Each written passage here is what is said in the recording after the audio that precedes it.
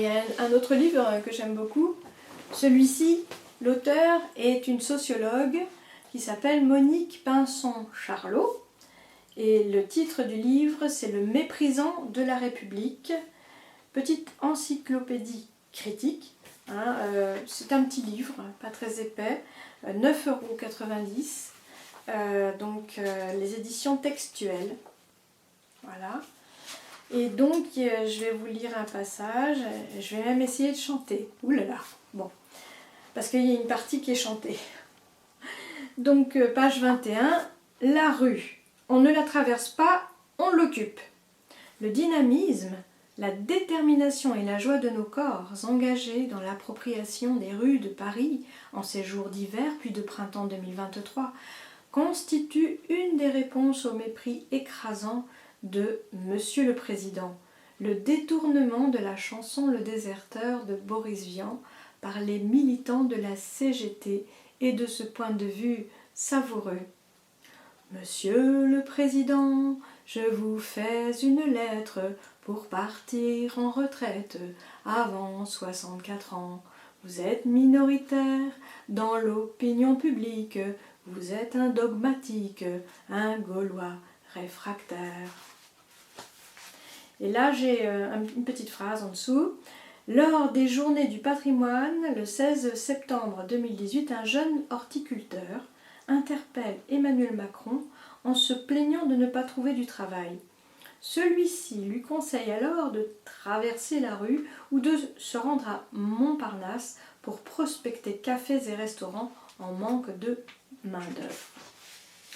Monsieur le Président, je ne veux pas mourir, je voudrais bien partir quand il est encore temps. C'est pas pour vous fâcher, mais pour votre réforme. C'est sûr, je vous informe, je vais manifester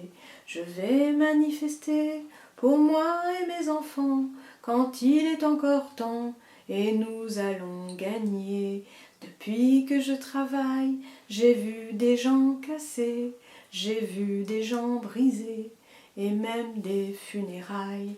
De votre palais doré, vous nous volez nos vies, affichez votre mépris, nous resterons soudés.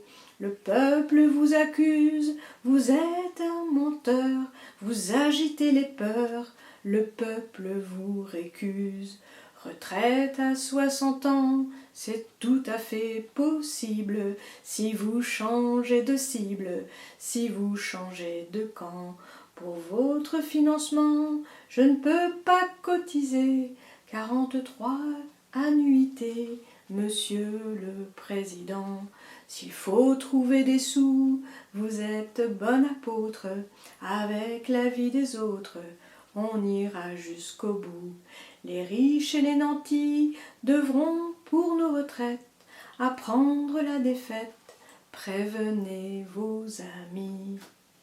Entre chansons et slogans, nous alignons des kilomètres avec conviction et sans coup de cafard quand sonne le glas de la fin, puisque circule déjà la date de la prochaine déambulation collective annoncée par les 8 syndicats unis, CFDT, CGT, FO, CFTC, CFE, CGC, UNSA, FSU, Solidaire.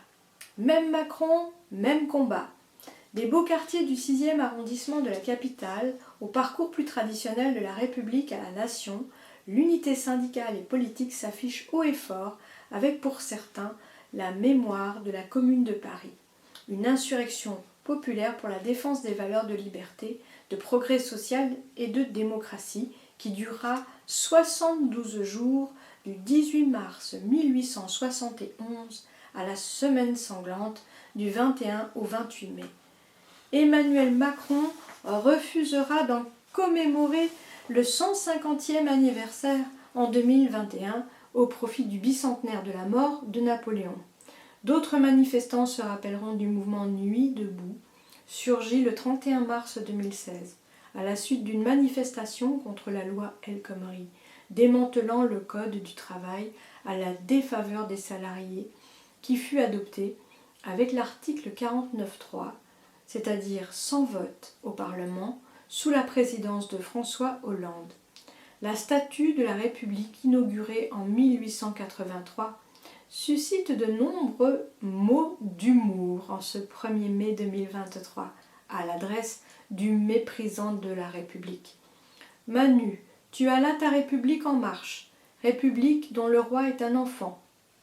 Cette allégorie de la République en bronze, montée sur un piédestal en pierre de 15,5 mètres de haut, n'a pas effrayé les derniers de cordée pour l'habiller d'un gilet jaune avec le slogan « Blocage partout », signé de l'emblème des soulèvements de la terre et d'Extinction Rébellion, deux mouvements très actifs dans la lutte contre le dérèglement climatique.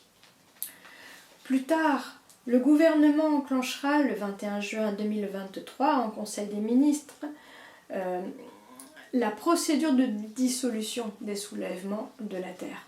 Pourtant, la liberté d'expression et l'inventivité de ces manifestations, la joie d'être ensemble, le sentiment d'évidence d'être à sa place, créent une parenthèse bienvenue dans des vies marquées par l'omniprésence de la propagande néolibérale des dominants qui possèdent et contrôlent la majorité des médias, serrés les uns contre les autres, quand les gaz lacrymogènes exigent la dispersion, déterminés à poursuivre en tremblant d'une peur paradoxale, avec des larmes de joie, vivants, mais toujours méprisés. L'émeute ne l'emportera pas sur les représentants du peuple, et la foule n'a pas de légitimité face au peuple qui s'exprime souverain à travers ses élus, il faut le rappeler. Cette formule du chef de l'État prononcée le 21 mars 2023, lorsque l'usage de l'article 49.3 de la Constitution a permis de faire passer la réforme des retraites sans vote au Parlement, provoquant de nombreux mouvements spontanés à Paris et ailleurs, est non seulement dédaigneuse, mais inexacte concernant la légitimité des élections en France. En effet, les filtrages institutionnels alliés à ceux de l'argent aboutissent à la sous-représentation des ouvriers et des employés à l'Assemblée nationale élue en 2022 avec 5,7% de députés alors qu'ils constituent 47% de la population active selon l'Observatoire des inégalités.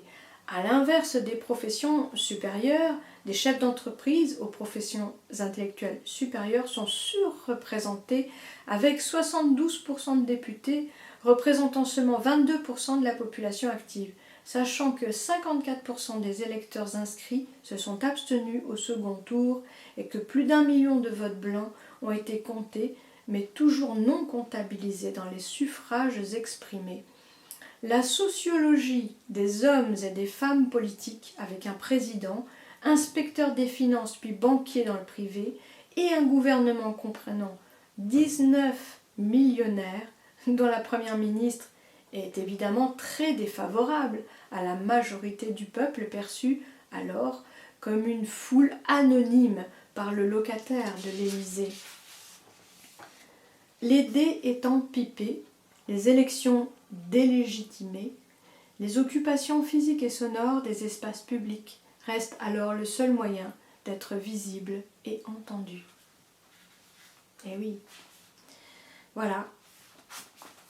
Donc, édition textuelle, très intéressant. Et puis pour l'autre livre dont j'ai lu un extrait, donc c'est les éditions les liens qui libèrent, et un petit peu plus cher, on va mettre 10 euros de plus, c'est 19,50 €.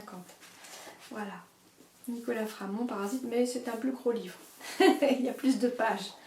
Mais par contre c'est écrit, j'aime bien comment c'est bien, pour les gens qui ont du mal à les yeux, voilà, et ben c'est écrit assez gros, c'est pas mal. Là c'est écrit un petit peu plus petit dans le deuxième.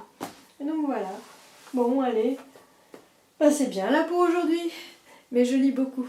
Et c'est pour ça que peut-être il y a des moments où je suis moins souvent sur les réseaux sociaux, je suis moins souvent sur internet. Il y a des gens qui s'en inquiètent, non, mais il n'y a pas à s'inquiéter, tout va très bien. Tout va très bien. Je lis. Et ça me fait du bien aussi. Mais c'est même mieux, je trouve, des fois. C'est différent. Voilà. Bon. Allez, c'est bon pour aujourd'hui.